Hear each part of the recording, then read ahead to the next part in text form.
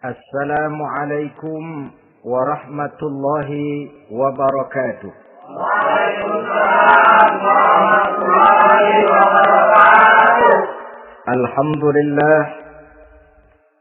Alhamdulillahil jabbaril qahhar, al-azizil ghaffar, khaliqil jannati wan nar.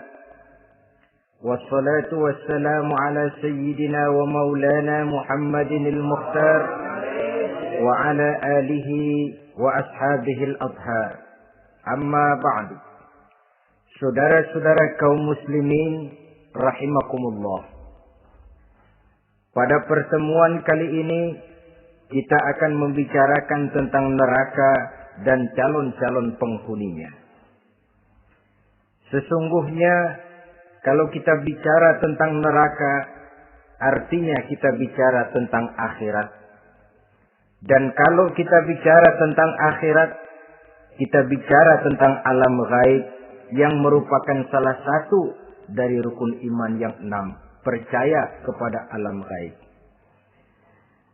Kalau sudah bicara alam gaib, maka ini di luar batas kemampuan nilai-nilai ilmiah dan di luar batas kemampuan renungan filsafat.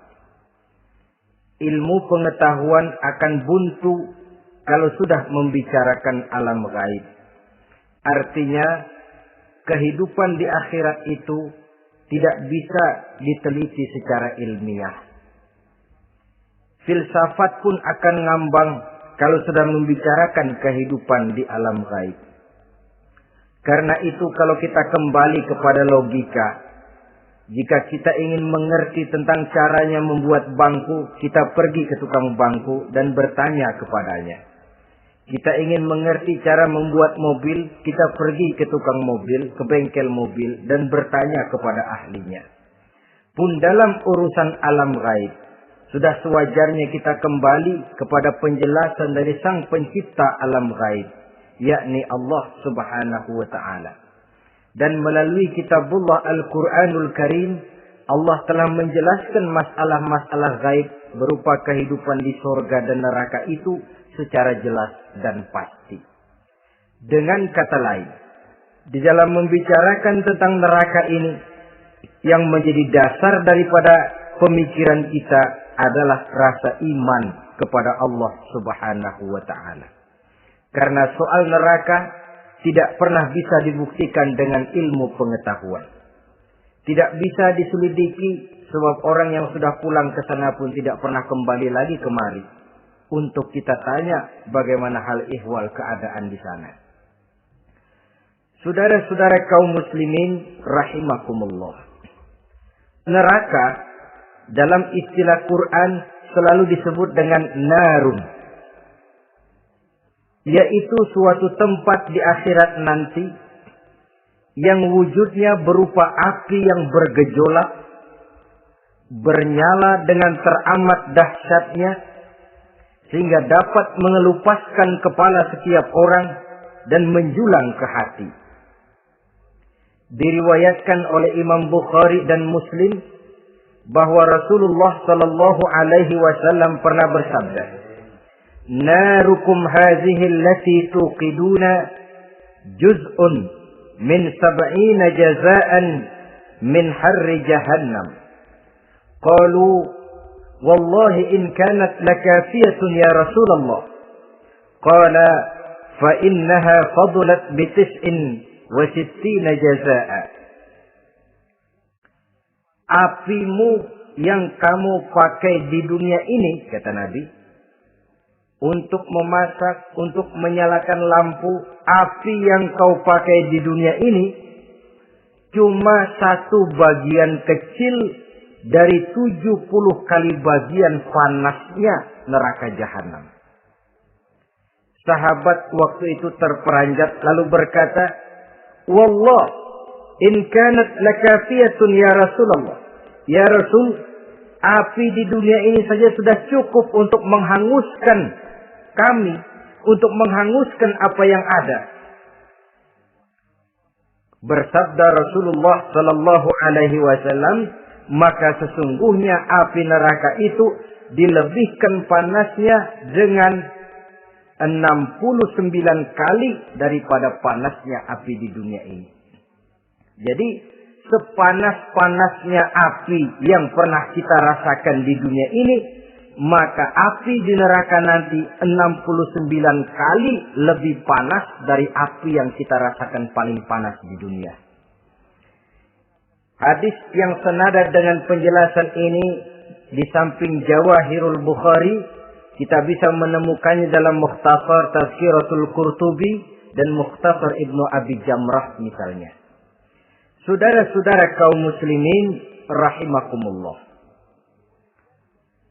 Sehingga boleh jadi seringan-ringan azab penduduk neraka di akhirat nanti, kata Nabi, seorang yang di telapak kakinya diletakkan kerikil neraka yang sangat kecil, lalu mendidih otaknya. Itu seringan-ringannya. Di tapak kakinya diletakkan kerikil neraka yang oleh karena panasnya lalu mendidih otaknya. Itu yang paling ringan. Nggak apa-apa. Cuma segitu aja. Di telapak kakinya ditaruh kerikil, otaknya lalu jadi mendidih karena menahan panas. Pantas kalau satu hari Luqmanul Hakim pernah memberikan nasihat kepada anaknya. Kata beliau, anakku, kerjakanlah dosa seberapa kekuatanmu menanggung azab Allah. Dan laksanakan ibadah seberapa hajat dan keperluanmu kepada Allah. Berapa banyak hajatmu kepada Allah, begitulah kamu harus beribadah. Kalau kamu merasa tidak berhajat dan tidak perlu apa-apa kepada Allah, ya tidak usah ibadah. Logikanya kan begitu. Saudara-saudara, dalam hidup ini ada nggak yang nggak perlu kepada Allah? Ada nggak? Seluruh kita memerlukan Allah. Karena itu Luqman betul dengan bahasa diplomatis. Anakku, kerjakan ibadah seberapa hajatmu kepada Allah. Makin banyak hajatmu kepada Allah, makin banyak hendaknya kamu melaksanakan ibadah. Tapi kalau kamu sudah bisa merasa bisa hidup tanpa Allah, persilahkan kamu tidak usah ibadah. Sebaliknya, kerjakan dosa seberapa kekuatanmu menanggung azab siksaan Allah. Kalau merasa sudah belajar ilmu kebal, kira-kira di neraka nanti nggak apa-apa, persilahkan kerjakan dosa sebanyak-banyaknya. Tapi kalau masih berpikir, gua mah jangan dibakar di neraka, nginjek puntung rokok, gua lompat. Kalau masih berpikir ke situ, ya hati-hati, saudara-saudara. Nah, sebagaimana surga, neraka pun ada pintu-pintunya. Dan yang melalui pintu-pintu itu sesuai dengan dosa yang dia kerjakan pada waktu kehidupannya di dunia ini. Jadi setelah manusia diadili, mereka kumpul di padang mahsyar beramai-ramai. Yang mendapat kitab di tangan kanan, yang selamat dari proses pengadilan, yang sudah nyata lebih banyak kebaikannya daripada kesalahannya, wajah mereka berseri-seri. Tapi yang rapotnya merah, yang timbangannya lebih banyak kejahatannya, mereka mukanya udah pada gulem. Di tengah itulah kedengaran pernyataan dari Allah Subhanahu wa taala. Salamun qaulan min Rabbir Rahim. Ada ucapan selamat dari Allah, Tuhan yang Maha Pengasih dan Maha Penyayang. Salamun alaikum. Selamatlah kamu, wahai orang-orang yang kelak akan sampai ke surga. Yang lulus di pengadilan dapat ucapan selamat dari Allah. Tapi pada saat itu juga Allah mengatakan, wamtazul yawma ayyuhal mujrimun. Pada hari ini, semua orang-orang yang kurang ajar, supaya minggir. Wamtazul yawma ayyuhal mujrimun. Orang-orang yang durjana, kelompok durhaka, para pembuat dosa, misah hari ini, minggir semuanya. Kamu akan digiring ke dalam neraka. Saudara-saudara kaum muslimin rahimakumullah. Baik mereka yang akan menuju surga, baik mereka yang akan masuk ke dalam neraka, sama melintasi satu jembatan yang melintang di atas neraka. Dalam surah Maryam ayat 71 dan 72. Walaupun jembatan itu tidak digambarkan secara jelas, tapi kita temukan penjelasan Allah sebagai berikut. Wa inna minkum illa wariduha. Kana ala rabbika hatman maqdiyya. Thumma nunajjil lazina taqaw. Wa nazaru zalimina fiha jasiyya. Saudara-saudara, dan tidak ada setiap orang pun kecuali mereka akan melalui api neraka itu. Adapun orang-orang yang bertakwa, mereka diselamatkan oleh Allah. Sedangkan orang-orang yang zalim, mereka terlempar ke dalam jurang neraka. Nah, itu yang dinamakan dengan sirat. Ada memang riwayat menjelaskan bahwa sirat itu kecilnya seperti rambut dibelah 7, tajamnya lebih tajam dari mata pedang. Tapi dalam banyak hal, orang lewat di atas sirat itu bergantung kepada amalannya waktu dia hidup di dunia ini. Maka jangan heran ada orang yang lewat di atas sirat itu seperti kilat. Lep, sudah sampai di surga. Ada yang lewat di atas sirat itu seperti orang terbang. Ada yang lewat di atas sirat itu seperti orang lari. Ada yang seperti jalannya unta. Ada yang merangkak. Ada yang gelantungan. Ada yang sudah hampir sampai ke tepian sana untuk masuk ke dalam surga. Terpeleset nyemplung juga ke dalam neraka. Sesuai dengan amalan pada waktu mereka hidup di kehidupan dunia yang sekarang ini. Saudara-saudara kaum muslimin rahimakumullah. Apabila orang terperosok lalu masuk ke dalam neraka, bagaimanakah ihwal keadaan di neraka? Panasnya sudah kita jelaskan tadi. 70 kali lipat dari sepanas-panasnya api di dunia ini. Lalu orang-orang yang masuk ke dalam neraka, mereka juga mendapat pakaian, makanan, minuman, perhiasan. Tapi makanannya, minumannya, perhiasannya lain dengan orang-orang yang sampai di surga. Mereka juga diberikan buah-buahan, sebab di neraka juga ada pohon. Namanya pohon zakum. Buahnya duri dari api. Dan itu yang akan jadi lalap makanannya orang-orang neraka. Di dalam surah As-Saffat ayat 64-65 Allah Subhanahu wa taala menjelaskan, "Innaha sajaratun takhruju fi aslil jahim, tal'uha ka'annahu ru'usus sayatin." Sesungguhnya pohon zakum itu adalah satu pohon yang akarnya keluar dari dasar neraka, yang buahnya seperti kepala setan. Ini sudah untuk bahasa yang sangat menyeramkan ini. Pohon itu tumbuh dari dasar neraka, buahnya mirip kepala setan. Itu akan dijadikan makanannya orang-orang yang ada di dalam neraka. Perhiasannya apa? Surah Al-Insan ayat 4. Inna a'tadna lil kafirina salasilan wa aghlalan wa sa'ira. Sesungguhnya kami sediakan bagi orang-orang kafir itu di dalam neraka segala macam rantai, cambuk-cambuk dan belenggu-belenggu neraka terbuat dari api neraka, siap untuk merantai, membelenggu dan mencambuk mereka. Jadi dikasih perhiasan, lehernya dikalungin rantai, tangannya dipakein belenggu, ada cambuk-cambuk yang seluruhnya terbuat dari api neraka. Begitu mereka sampai ke pintu neraka yang namanya malaikat Zabaniyah, penjaga neraka, udah bukan main gemesnya dah.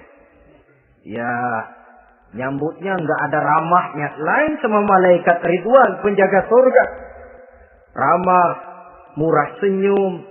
Begitu orang mau masuk surga, salamun alaikum tibtum fadkhuluha khalidin.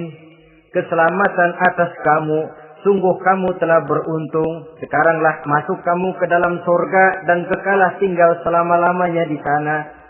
Ramah, murah senyum, selamat datang, selamat tiba di tempat yang penuh kenikmatan. Mari persilahkan. Ini malaikat Ridwan. Malaikat Malik, malaikat Zabaniyah lain lagi. Dia nungguin pabrik.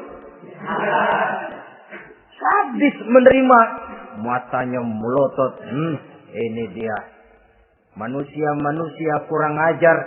Yang waktu di dunia sudah datang para rasul. Sudah turun agama. Sudah datang Al-Quran tapi belagak pilon. Ini loh. Nih rantai. Belenggu. Lalu dirangkeng. Dimasukkan ke dalam neraka. Na'udzubillah. Summa na'udzubillah. Saudara-saudara. Lalu terpikir oleh kita. Kalau begitu panasnya api neraka. Sekali lempar orang terus mati dong. Ya enak kalau boleh begitu sih. Begitu dilempar ke neraka terus mati. Enak. Ternyata tidak. Kepedihan neraka adalah kepedihan yang kekal dan terus menerus. Tidak satu saat pun orang-orang di dalam neraka pernah merasakan kesenangan. Tidak sesaat pun. Kali semenit kayak ngaso. Enggak, terus menerus berada dalam kepedihan yang tiada tara. Al-Quran menjelaskan. Kullama nadijat juluduhum baddalnahum juludan ghairaha. Apabila hancur kulitnya, kami ganti dengan kulit yang baru. Supaya apa? Liyazukul azab. Biar dia rasain azab. Rasain dulu. Hancur kepalanya, buletin lagi. Hancur kulitnya, bikin lagi. Berantakan isi perutnya, disempurnakan lagi, digiling lagi. Terus menerus begitu. Tidak sedetik pun penduduk neraka itu pernah mengalami istirahat. Barangkali pakai jam istirahat lumayan. Ini enggak ada. Ada bel keneng istirahat, azab dicabut. Tidak. Terus menerus dan selalu begitu. Satu detik saja pun mereka tidak pernah istirahat dari siksaan dan azab yang mereka terima. Saudara-saudara kaum muslimin rahimakumullah. Lalu bagaimana keadaan mereka? Ada orang-orang di dalam neraka itu yang dikenakan pakaian dari api neraka. Luar biasa. Dikasih pakaian dinas dari api. Kemudian kepalanya dituangi air yang sedang mendidih. Yang dengan tuangan air itu dihancur luluhkan segala isi perutnya dan kulit-kulitnya. Setelah itu mereka dicambuk dengan cambuk-cambuk dari besi. Apabila mereka hendak keluar dari neraka, mereka dicampakkan kembali ke dalamnya. Dan dikatakan kepada mereka, rasakan siksaan yang membakar ini. Dalam surah Al-Hajj ayat 19 sampai 22, kita bisa simak firman Allah Subhanahu wa taala. Fallazina kafaru qutti'at lahum thiyabun min nar yusabbu min fawqi ru'usihimul jahim yus'aru bihi ma fi butunihim wal julud wa lahum maqami'u min hadid kullama aradu an yakhruju minha min ghammin u'idu fiha wa zuqu 'azabal hariq na'udzubillah summa na'udzubillah. Diberikan pakaian dari api, melolong, menyayat dia, memilukan, merintih dan meraung-raung. Lalu kepalanya diguyuri dengan air yang sangat mendidih. Hancur luluh isi perutnya. Masih dicambuk lagi dengan cambuk-cambuk dari besi. Mereka merambat. Mereka meraung. Mereka hendak lari. Mereka ingin keluar dari neraka. Tapi tiap kali mereka merambat ingin keluar, ditarik lagi. Kalau cari kita, ayo, mau kemana lo? Apa kata malaikat penjaga neraka? Zuku azabal hariq. Rasa ini, makan pencarian lo waktu di dunia.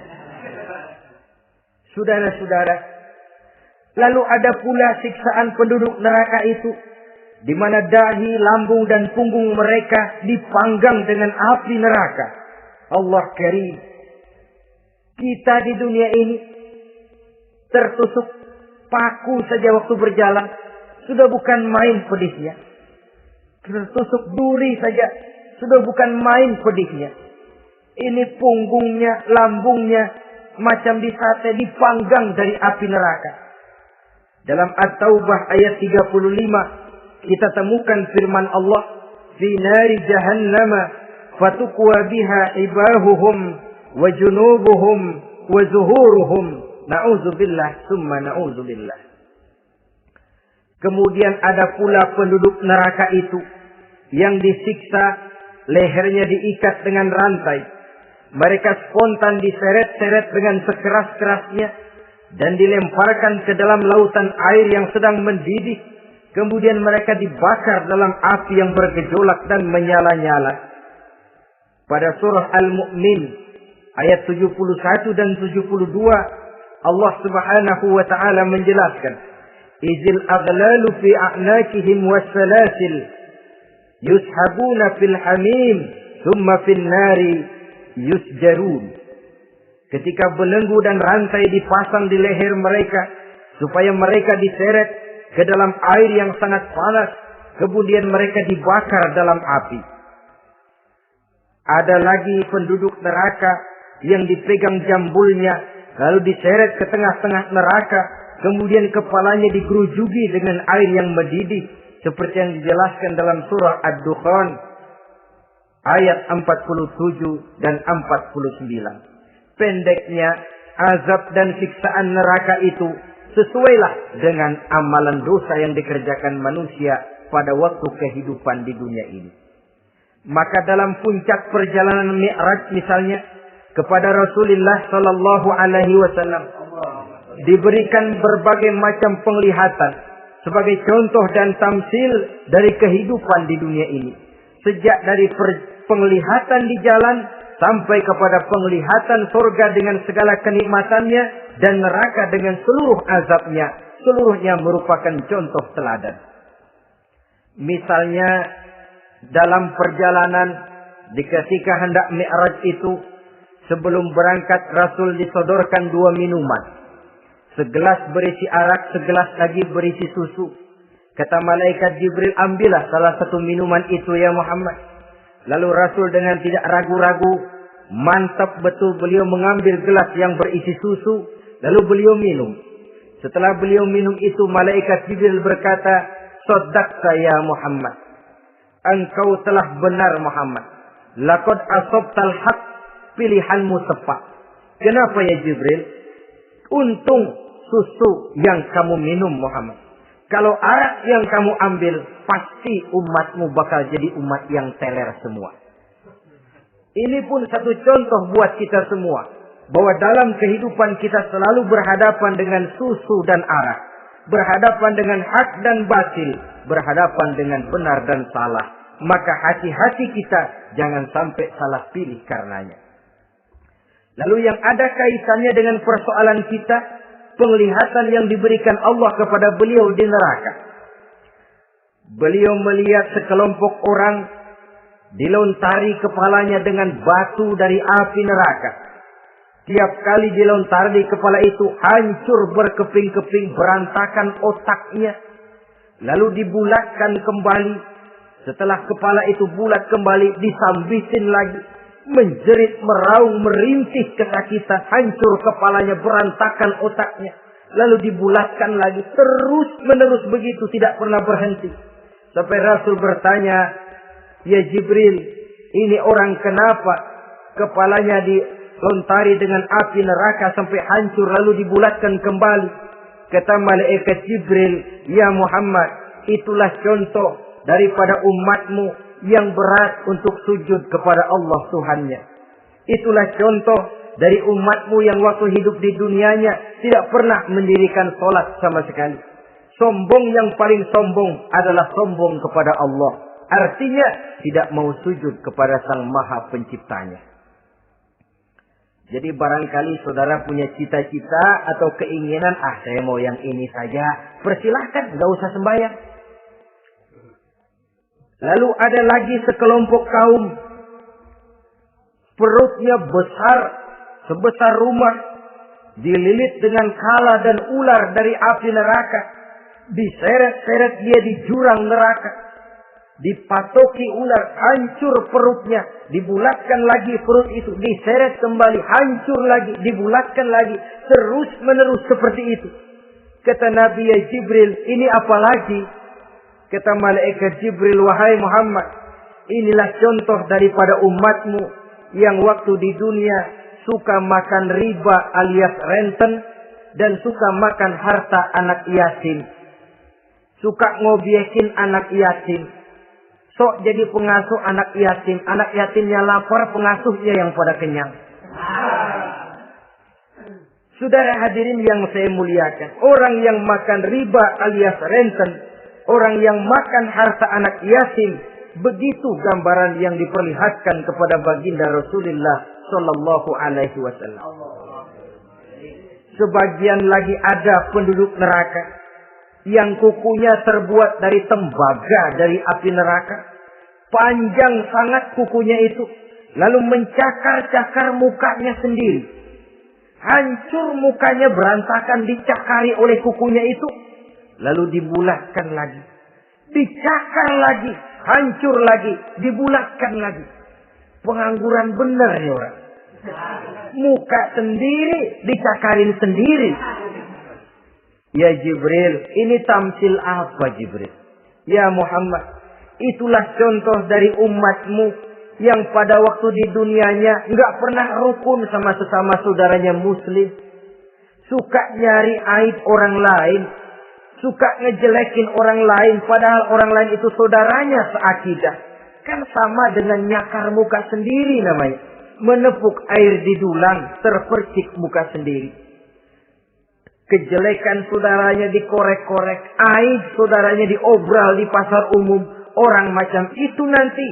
Tangannya akan tumbuh kuku panjang dari tembaga. Yang akan mencakar dan mengoyak-ngoyak mukanya sendiri. Itu kita bisa lihat nanti. Oh ini yang waktu di dunia suka ngorek-ngorek kesalahan orang tuh. Lagi pada nyakarin mukanya. Oh begitu. Saudara-saudara kaum muslimin rahimakumullah. Oleh karena itu Nabi ajarkan kita, tuba liman saghalahu aibuhu an uyubin nas. Beruntung orang yang aib dan kekurangan pada dirinya menyebabkan dia sibuk sampai enggak sempat ngorek-ngorek aib dan kekurangan orang lain. Introspeksi. Beruntung orang yang celak dirinya menyebabkan dia sibuk dan tidak sempat ngorek-ngorek aib pada diri orang lain. Ada pula di antaranya dilihat oleh Rasul. Di antara penduduk neraka itu orang yang lidahnya terjulur memanjang. Kemudian dipotong lidah itu dengan gunting dari api neraka. Menjerit dan memekik ia menahan sakit yang tiada tara. Sampai Rasul bertanya kepada malaikat Jibril, kalau ini tamsil apa lagi ya Jibril? Kata malaikat Jibril, wahai Muhammad, inilah contoh dari umatmu, orang-orang yang waktu di dunia tidak pandai menjaga lidahnya, suka menggunjing orang, suka memfitnah orang, suka ghibah dan namimah, suka ngomongin orang di belakang yang bersangkutan. Maka hari ini lidahnya menjulur menjadi panjang dan dipotong dengan gunting dari api neraka. Lalu Rasul juga melihat sekelompok orang perempuan tergantung rambutnya dari gantungan api neraka. Kemudian dipanggang dari duburnya sampai ke atas kepalanya dengan tombak dari api neraka, meraung dan merintih serta mengeluarkan nanah dari kemaluannya. Rasul bertanya, ini apa lagi ya Jibril? Kata malaikat Jibril, inilah perempuan yang waktu di dunia tidak pandai menjaga kehormatan dirinya, ahli zina dan tukang umbar. Saudara-saudara kaum muslimin rahimakumullah. banyak lagi tamsil-tamsil yang dicontohkan dalam puncak perjalanan Mi'raj yang seluruhnya merupakan peringatan bagi kita umat Rasulullah sallallahu alaihi wasallam. Nah, kemudian sekarang marilah kita bicarakan neraka itu satu demi satu. Yang pertama, dan ini yang paling dikenal orang, neraka Jahannam atau naru Jahannam. Siapa yang dijelaskan Allah akan menjadi penghuni neraka Jahannam ini? Pertama dalam surah Al-Ankabut ayat 68. Wa man azlamu mimman iftara 'ala Allahi kadziban aw kadzdzaba bil haqqi lamma ja'ahu alaysa fi jahannam maswal lil kafirin. Adapun orang-orang yang zalim kepada Allah, mendustakan ayat-ayat Allah dan mendustakan kebenaran setelah datang kebenaran itu, bukankah neraka Jahannam merupakan tempat kembali bagi orang-orang kafir? Jadi dalam Al-Ankabut ayat 68 ini dijelaskan, penduduk neraka Jahannam itu pertama adalah orang-orang kafir. Siapa orang kafir? Menurut keyakinan akidah kita, setiap orang di luar Islam adalah kafir.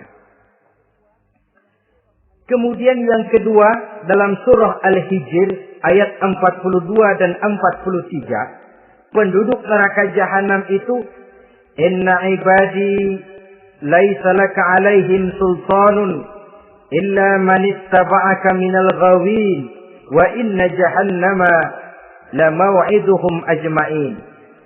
Sesungguhnya hamba-hambaku tidak akan bisa kamu kuasai, hai iblis, kecuali mereka yang mengikuti tipu dayamu.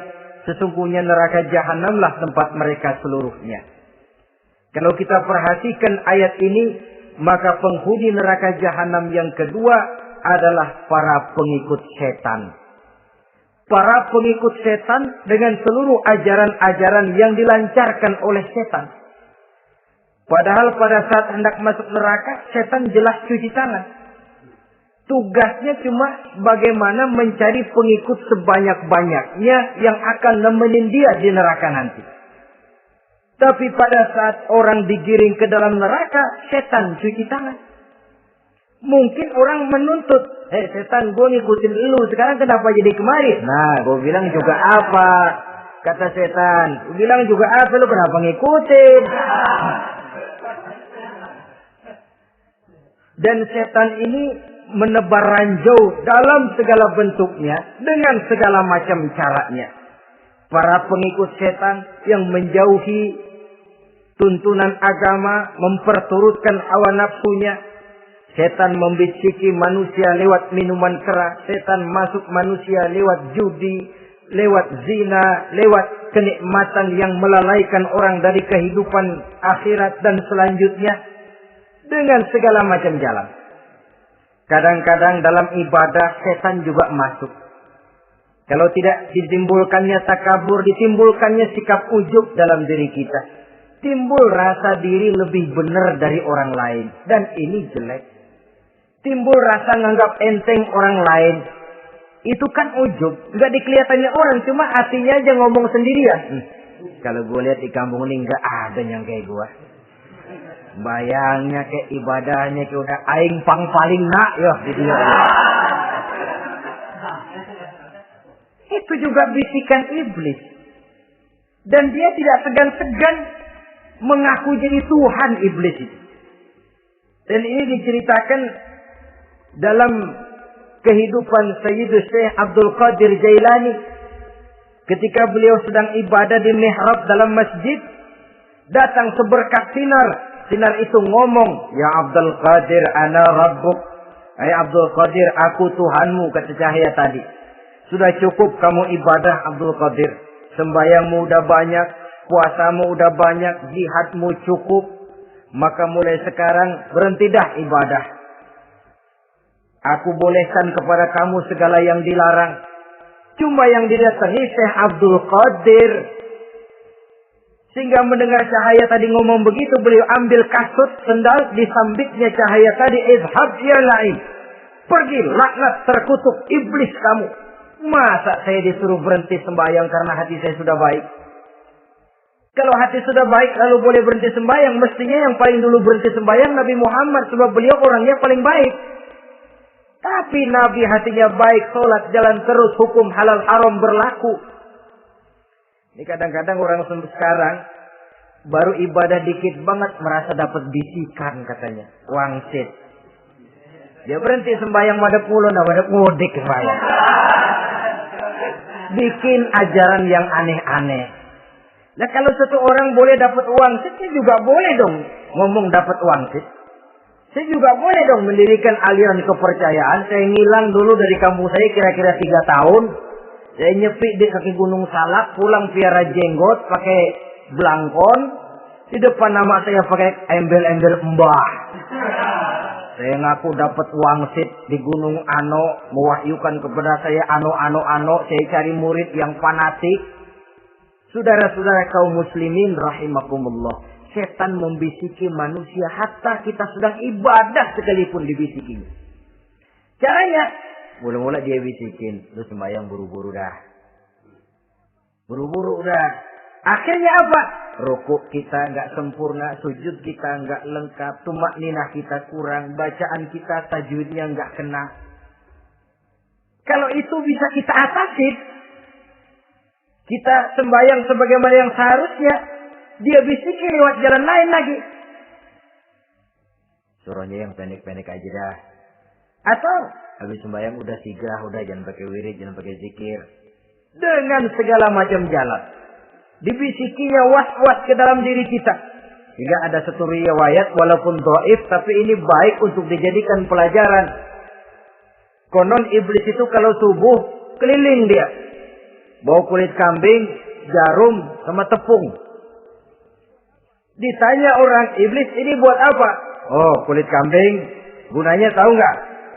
Kalau begitu subuh, sudah muazzin bilang, as-salatu khairum minan naum. Salat lebih baik daripada tidur. Maka ini kulit kambing mulai aku hamparkan buat hamba-hamba Muhammad. Jadi begitu dengar azan, cuma udah bikin anget udah tidur. Kenapa? Kulit kambing belis masuk. Saudara-saudara, lalu kata orang tadi lagi, nah kalau tepung buat apa itu? Oh, tepung. Itu kalau umat Muhammad mau baca Quran, baca kitab, mutolaah, gua aurin tepung makanya. Biar dia sepet. Makanya kalau sudah ngaji, baca Quran, bawaannya udah ngantuk aja ngantuk. Oh begitu, iya. Nah kalau duri paku itu buat apa? Nah ini duri paku. Kalau umat Muhammad mau hadir di majelis taklim, mau pergi ngaji, mau duduk iktikaf di masjid, gua pasangin paku di pantatnya. Jadi kalau sudah duduk di masjid, keleset. Hadir di majelis taklim, keleset. Bawaannya mau udahan melulu. Itu duri-duri dan paku-paku yang memang ditebarkan oleh iblis. Saudara-saudara kaum muslimin rahimakumullah. Jadi para pengikut setan dengan segala macam perangkapnya ini pun. Ya perangkap setan itu ya dunia. Dunia itu ya isinya harta, tahta, wanita. Kan perangkap dunia itu. Harta, tahta, wanita. Ini sering bikin orang buta. Perangkap dunia. Dan merupakan perangkap setan sekaligus. Nah, yang ketiga, penghuni neraka jahanam adalah para pembuat dosa, orang-orang yang durhaka. Dalam Toha ayat 74 Allah menjelaskan, innahu may ya'ti rabbahu mujriman fa inna lahu jahannam. Sesungguhnya orang-orang yang datang menghadap Allah dengan berlumuran dosa, maka sesungguhnya bagi mereka adalah neraka jahanam. Dan yang keempat, penghuni neraka jahanam orang yang kufur nikmat. Tidak cuma kufur iman, tapi kufur nikmat bisa menyebabkan orang masuk neraka jahanam. Belum pernah merasakan dalam hidupnya bahwa Allah memberikan nikmat kepadanya, bagaimanapun besar karunia dan nikmat itu. Dalam surah Ibrahim ayat 28-29 Allah menjelaskan, Alam tara ilal ladzina baddalu ni'matallahi kufran wa ahallu qaumahum darul bawar jahannama yaslaunaha wa bi'sal qarar.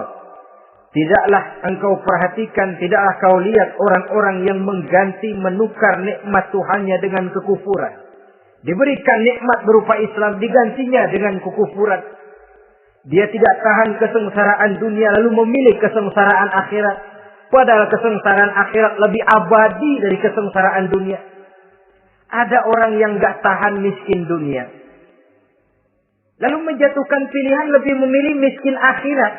Ya Allah, keliru besar.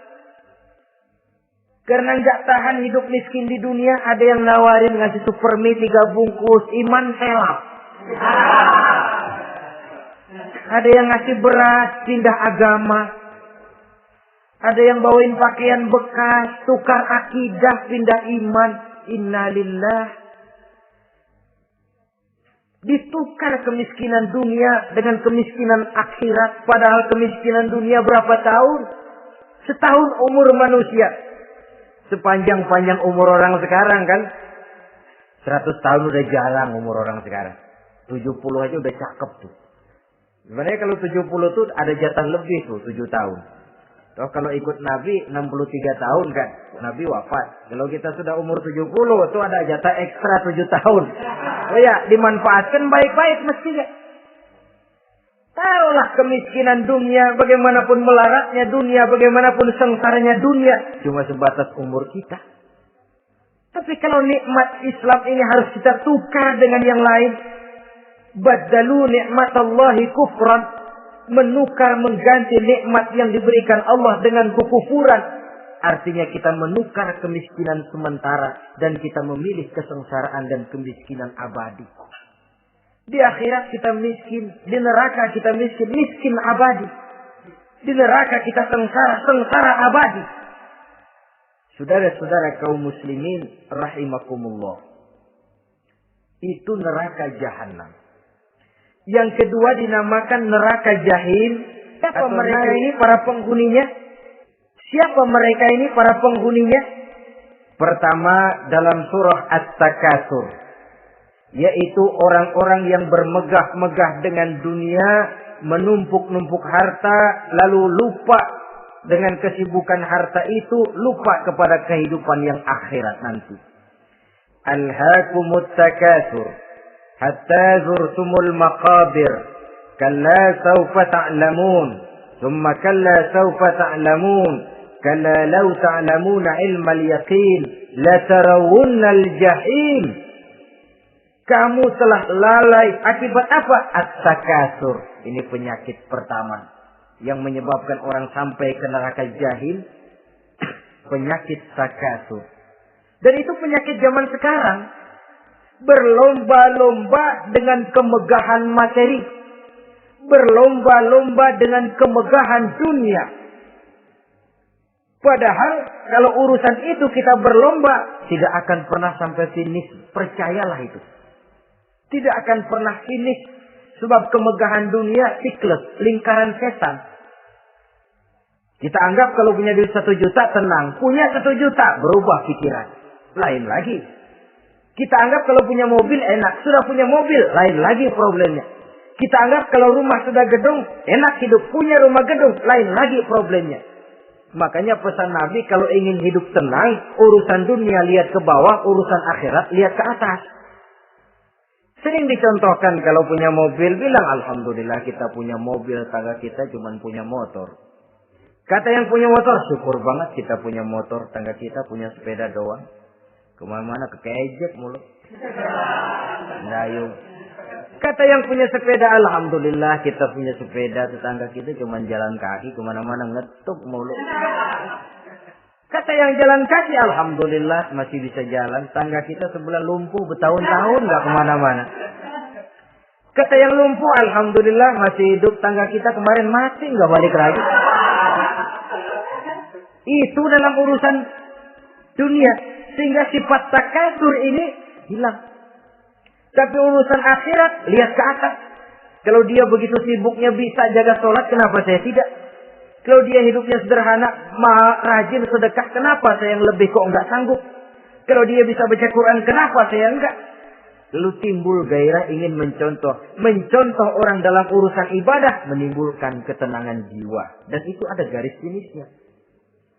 Tapi kalau yang lumpuh lihat yang bisa jalan, lihat yang naik sepeda, yang sepeda naik punya lihat motor, sudah punya motor lihat mobil, lihat pesawat terbang, lihat kereta api.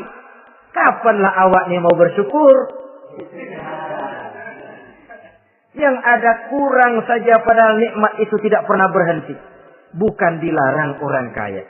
Tetapi perlombaan memperkaya diri itu yang dilarang. Karena kalau sudah perlombaan namanya jor-joran sifatnya. Prinsipnya tujuan menghalalkan cara ini yang dijaga oleh agama. Saudara-saudara, selain penyakit takasur yang menyebabkan orang sampai ke neraka jahim, juga perbuatan durjana.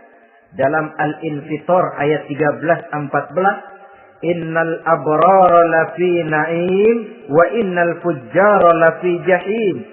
Orang-orang yang berbakti, berbuat kebajikan, mereka akan mendapatkan neraka surga naim.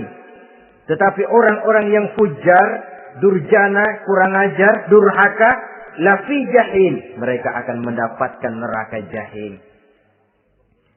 Lalu siapa lagi penghuni jahim itu? Orang-orang yang menentang dan menantang ayat-ayat Allah. Wallazina sa'au fi ayatina mu'ajizin ulaika ashabul jahim. Dan orang-orang yang berusaha menantang ayat-ayat Allah sehingga melemahkan orang-orang yang mau mengikuti rasul-rasul Allah. Menantang ayat Allah dan membuat lemah orang yang mengikuti rasul. Melemahkan semangat orang yang mau mengikuti khitbah dan perjalanan Rasul. Kamu bangun masjid, iya. Berat, jangan. Jangan aja kapok. Majelis taklim, pahit. Ngaji, berat, melemahkan ini. Sudah dia rusak, merusak lagi. Kalau rusak kan cuma sendirian. Ini tidak, sudah rusak, merusak. Mu'ajizin, melemahkan orang-orang yang mau mengikuti ayat-ayat Allah. Dan itu tidak jarang zaman sekarang ini. Orang yang melemahkan semangat kita dalam berjuang menegakkan kebenaran. Kita yakin Islam agama yang benar, kita yakin Islam agama yang sempurna. Ada saja orang yang melemahkan semangat kita. Yang berteori bahwa ada ayat-ayat Quran yang tidak relevan lagi dengan situasi dan kondisi. Yang berteori bahwa Nabi Muhammad cuma sebagai manusia biasa yang tidak terlepas kemungkinan dari salah. Pendeknya melemahkan nilai-nilai semangat kita untuk memperjuangkan Islam ini. Ini pun termasuk mu'ajizin. Mereka akan menemukan nanti di akhirat kapling di dalam neraka yang dinamakan neraka jahim. Na'udzubillah summa na'udzubillah. Yang ketiga, saudara-saudara, di antara nama neraka itu adalah neraka hawiyah. Siapa penghuni neraka hawiyah ini? Dalam surah Al-Qari'ah ayat 8-11 dijelaskan secara simpel, wa amma man khaffat mawazinuhu fa ummuhu hawiyah. Adapun orang-orang yang ringan timbangan kebaikannya, maka tempatnya adalah neraka hawiyah. Artinya, orang ini lebih berat timbangan kejahatannya. Sedikit kebaikannya sehingga jadi ringan di timbangan akhirat nanti. Sholat, puasa, zakat. Tapi dosa yang dikerjakan masih lebih banyak ketimbang kebaikan yang dikerjakannya itu. Maka orang semacam ini apabila tidak mendapat syafaat, maka dia akan masuk ke dalam neraka yang namanya neraka hawiyah. Lalu yang keempat, neraka wail. Dalam surah Al-Ma'un ayat 1-7, garis besarnya yang mendapat neraka wail adalah para pendusta agama. Siapa sih pendusta agama itu? Ara'aita allazi yukazzibu bid-din. Tidakkah kamu lihat siapa orang-orang yang mendustakan agama? Mendustakan agama. Beragama tapi bohong. Sholatnya bohong. Hajinya bohong. Puasanya bohong. Mendustakan agama. Siapa mereka? Fadzalikal ladzi yad'ul yatim. Pertama, orang yang suka menghardik anak yatim. Anak yatim yang lemah, anak yatim yang tidak berdaya, yang hidup dipayungi kemiskinan dan kekurangan, bukan ditolongnya, malah dihardiknya. Jangan lupa, saudara yang sudah 2-3 kali pergi ke Makkah, saudara yang khusyuk dalam sujudnya, saudara yang mantap dalam puasanya, mungkin saja bisa terhalang masuk ke dalam surga. Karena di samping rumah saudara ada anak yatim merintih menahan lapar dan haus. Saudara tahu, saudara mampu, tapi saudara diam saja tidak mau mengulurkan tangan.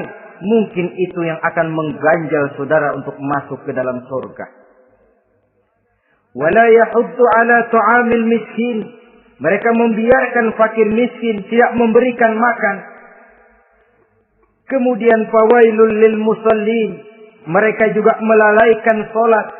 Allazina hum an salatihim sahun. Allazina hum yura'un. Mereka juga riak di dalam amalnya. Saudara hadirin kaum muslimin rahimakumullah. Melalaikan salat, kemudian riak dengan amalnya, termasuk amalan salatnya. Kalau jadi imam, bahasanya dibuat sepasih-pasihnya, surahnya yang panjang-panjang, paling pendek sabbihis sama wadduha. Tapi kalau sholat sendirian cukup qul huwallahu ahad sama inna a'tainakal kautsar. Hilang lagi nilai keikhlasannya. Dan terakhir, mereka enggan untuk membayar zakat. Yang memenuhi ciri-ciri inilah yang dikatakan sebagai pendusta agama. Menghardik yatim, membiarkan fakir miskin, melalaikan sholat, riya, dan enggan membayar zakat. Mereka divonis mendapat neraka wail. Seperti dalam surah Al-Ma'un ayat 1 sampai dengan 7. Saudara-saudara kaum muslimin rahimakumullah. Yang kelima, neraka sa'ir. Neraka sa'ir ini pertama buat mereka yang memakan harta yatim. Kalau tadi tidak mau membantu, ini malah membantu tapi tujuannya malah ngobyekin anak yatim. Mereka yang memakan harta yatim dalam An-Nisa ayat 10. Innal ladzina ya'kuluna amwalal yatama zulman innama ya'kuluna fi butunihim nara wa sayaslawna sa'ira. Sesungguhnya orang-orang yang memakan harta anak-anak yatim dengan zalim, mereka sebenarnya telah memakan neraka, memasukkan api neraka ke dalam perutnya. Mereka akan dilontarkan ke neraka sa'ir. Selain itu, orang-orang yang mengingkari apa yang diturunkan oleh Allah Subhanahu wa Ta'ala, mengingkari kebenaran Quran, mengingkari Rasul, pendeknya mengingkari Islam, dijelaskan dalam surah Luqman ayat 21. Yang keenam, saudara-saudara, yang dinamakan dengan neraka lago namanya. Pertama untuk pembangkang dan orang yang menjauhi agama. Yang kedua orang yang berpaling dari kebenaran. Dan yang ketiga orang yang suka menumpuk-numpuk harta dan menyimpannya. Tidak mau membayar zakat, infak, apalagi sedekah.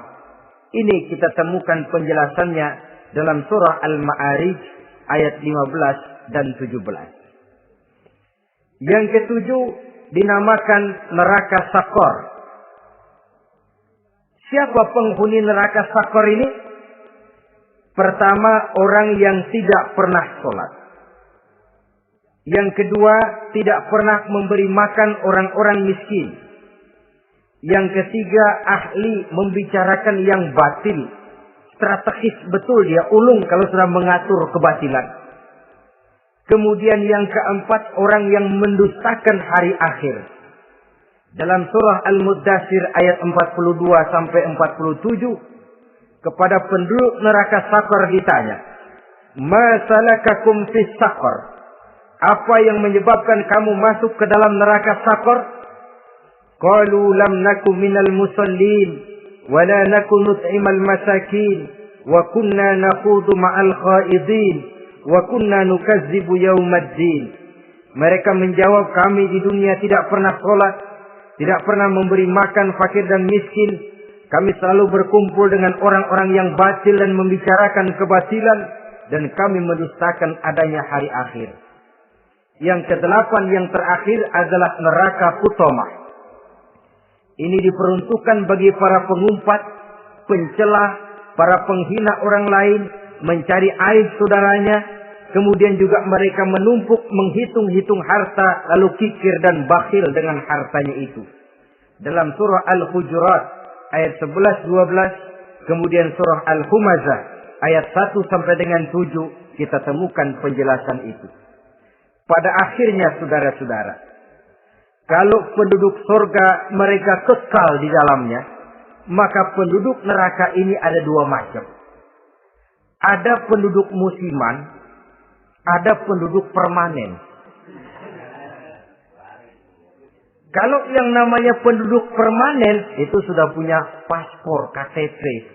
Memang penduduk permanen itu mereka yang kekal selama-lamanya di dalam neraka. Mereka lah orang-orang musyrik dan orang-orang kafir, termasuk orang-orang munafik. Bahkan lebih dahsyat lagi yang namanya munafik. Kata Allah, innal munafiqin fid darkil asfal minan nar. Orang munafik itu berada di datar jurang neraka yang paling bawah, keraknya neraka. Saudara-saudara, adapun penduduk yang semi permanen, ia masuk neraka buat sementara saja, sekedar dengan dosa-dosa yang dikerjakannya. Mereka adalah orang-orang mukmin yang asli, orang-orang Islam yang waktu di dunianya berbuat dosa. Mereka masuk ke dalam neraka, menerima azab sesuai dengan dosa yang dikerjakannya. Setelah itu mereka akan diangkat dari surga untuk ditempatkan di dalam. Mereka akan diangkat dari neraka untuk ditempatkan di dalam surganya Allah Subhanahu wa taala. Seperti banyak dijelaskan dalam hadis-hadis sahih yang diriwayatkan oleh Imam Bukhari dan Muslim. Nah, inilah sekelumit tentang neraka dan calon-calon penghuninya. Mudah-mudahan Allah jauhkan kita. Allah jauhkan anak cucu kita. Allah jauhkan seluruh keluarga kita dari neraka dan dari azab neraka. Terima kasih dan mohon maaf. Wassalamualaikum warahmatullahi wabarakatuh. Waalaikumsalam warahmatullahi wabarakatuh.